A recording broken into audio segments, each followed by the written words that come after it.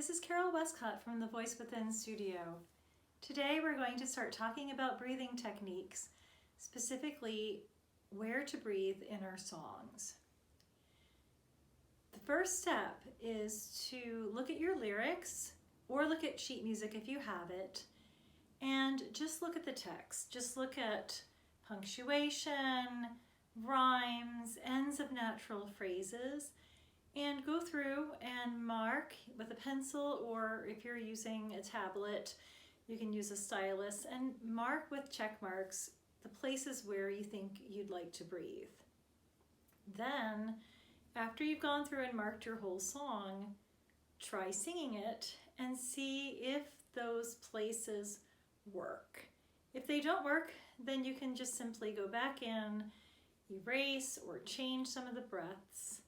In addition, you can also listen to the artist and see where do they breathe and make notes about that as well. For example, if I were looking at Somewhere Over the Rainbow and thinking the first section, somewhere over the rainbow, way up high, there's a land that I heard of once in a lullaby. So we have some choices. For sure you want to breathe at the rhyme scheme, so you've got way up high and lullaby. But you'd also have to decide, do you want to breathe after rainbow? And that's going to be depending quite a bit on the tempo. So if you're going somewhere over the rainbow, way up high, there's a land that I heard of once in a lullaby. That's definitely an option. If you were going a little bit faster tempo, you could probably carry through the phrases. Really, it's about what works, and breathing is not the enemy. Breathing is part of your song. So the more elegant and purposeful you can make it, the better off you are.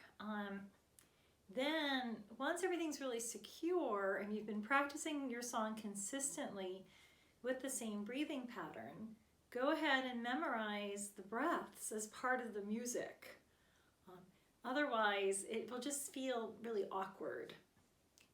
The other thing to keep in mind is, again, you have choices, and you could consider to carry through a phrase where there would normally be a breath. If you like that effect, you'd have to make up for it somewhere else. At the tail end of the intro section of Somewhere Over the Rainbow, you have this rain, and then you'd start with somewhere.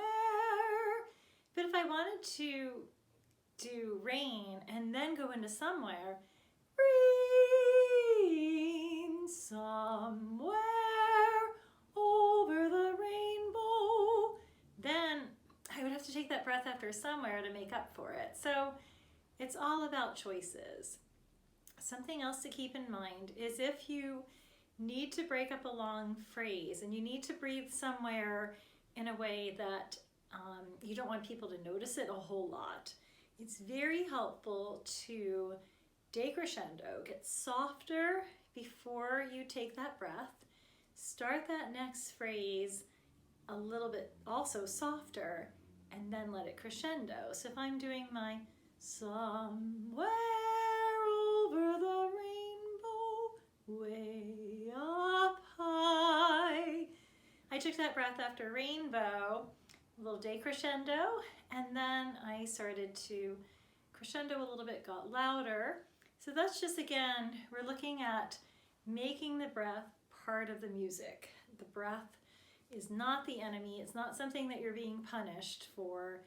It's just, once you accept that breathing is part of the music, just in the very same way as speech. That's why I always like to look at the lyrics first and figure out where would natural places be in my phrases for breathing. And then I work with the music, and then I make some final decisions. Thank you so much. This was some tips on marking your breaths in your song. I'm Carol Westcott from the Voice Within Studio. If you'd like some more information, you can go to my website at thevoicewithinstudio.com. I offer online voice training programs private voice lessons, voice classes, voice master classes, as well as a self-paced program where you can just work on vocal exercises on your own through Teachable.com. Thank you.